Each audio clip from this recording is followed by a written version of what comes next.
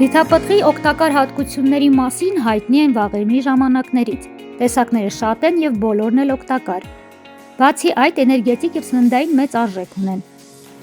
Պարունակում է ջուր, բջջանյութ, պեկտինային նյութեր, սպիտակուցներ և 50%-ից ավել ճարպեր։ Ձիթապտուղը հարուստ է վիտամին C-ով և E-ով, ինչպես նաև B խմբի վիտամիններով, կալիումով, կալցիումով, նատրիումով, երկաթով, մագնիումով և այլ հանքանյութերով։ Ձիթապտուղը նվազեցնում է սրտանոթային հիվանդությունների զարգացման ռիսկը։ Պարունակում են մոնո չհագեցած ճարպաթթուներ։ Ձիթապտղի օգտագործումը կօգնի իջեցնել արյան մեջ վատ խոլեստերինի մակարդակը և ամրապնդել արյունատար անոթների պատերը։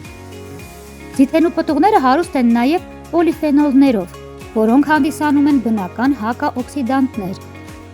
Նրանք խոչընդոտում են աթերոսկլերոզի առաջացմանն ու զարգացմանը, ինչպես նաև բարձրացնում են իմունիտետը։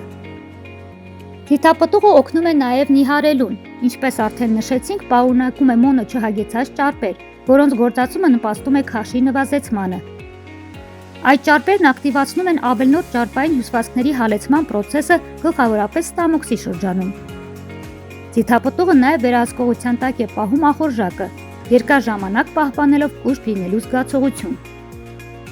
Ձիթապտղի հատիկների և ձեթի օգտագործումը դրական ազդեցություն է թողնում մազերի և մաշկի վիճակի վրա։